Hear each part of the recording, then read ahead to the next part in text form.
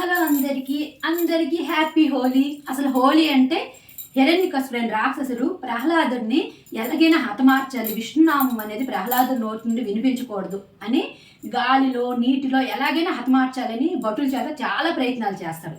ఏది ఫలించదు.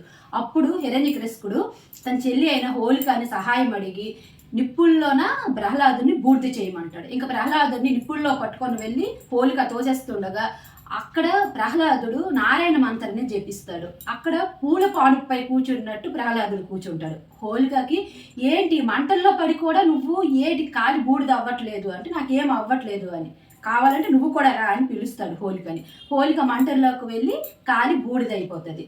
ఆ సందర్భంగా మనం హోలీగా జరుపుకుంటున్నామని ఇంకొంతమంది ఇంకొన్ని విషయాలు కూడా చెప్తున్నారండి. ఏంటి అంటే బృందావనంలో రాధాకృష్ణులు ఇద్దరూ ఆడుకుంటుండగా కృష్ణుడు రాధని చూసి రాధ ఎంత తెల్లగా ఎందుకుంది, నేను ఇంత నీలివర్ణంలో ఎందుకున్నాను అని యశోదమ్మ దగ్గరికి వెళ్ళి నన్ను కూడా తెల్లగా మార్చి అమ్మ అంటాడు.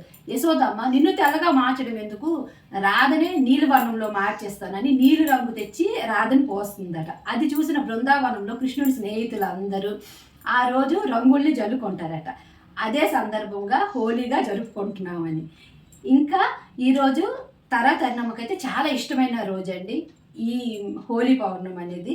అందుకే ఈ రోజు తల్లికైతే చాలా ప్రత్యేక పూజలు అనేవి జరిగాయి. ఇదే రోజు చంద్రగ్రహణం కూడా పడిందండి. మా ఇంట్లో అయితే నార్మల్గా తల్లికి దీపం పెట్టేసి పూజ అనేది చేసేసామండి. స్పెషల్గా పూజ అంటూ ఏం లేదు. ఇంకా వన్స్ అగైన్ అందరికీ హ్యాపీ హోలీ అండి.